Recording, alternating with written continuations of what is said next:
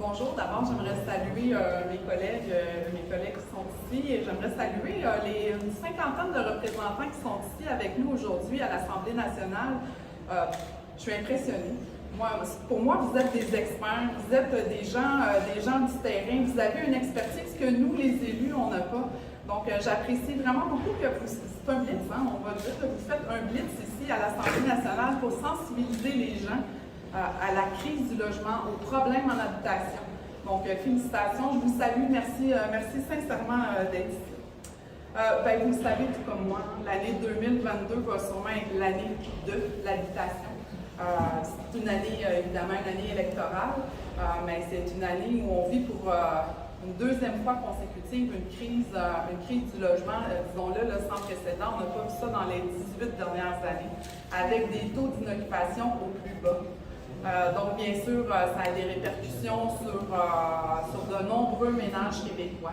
Et que vous soyez ici pour le soulever haut et fort, pour dire qu'on a besoin de 5 000 logements par année. Oui, j'y adhère. Oui, c'est important. C'est 5 000 logements par année que ça prend. Il y en avait 15 000 de prévus, disons-le. Ils n'ont pas été livrés. On comprend votre message qu'il faut maintenant s'unir puis les livrer, puis de façon rapide aussi.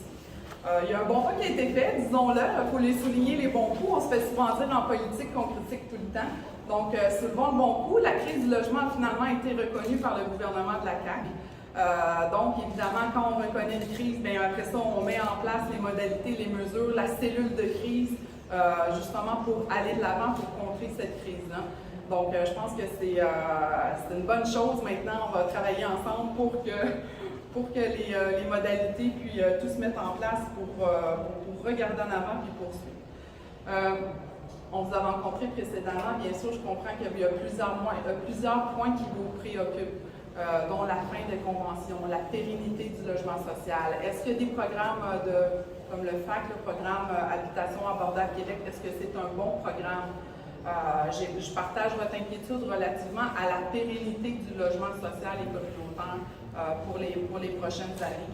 Définitivement, il faut trouver des solutions, il faut mettre ça en place de façon, disons-le, assez rapide parce qu'il y a urgence d'agir. Grâce au travail que vous faites, grâce au travail que les organismes font sur le terrain, je pense que le Québec s'est bâti une réputation. Madame est allée à l'étranger, elle est revenue, elle l'a dit, elle s'implique maintenant.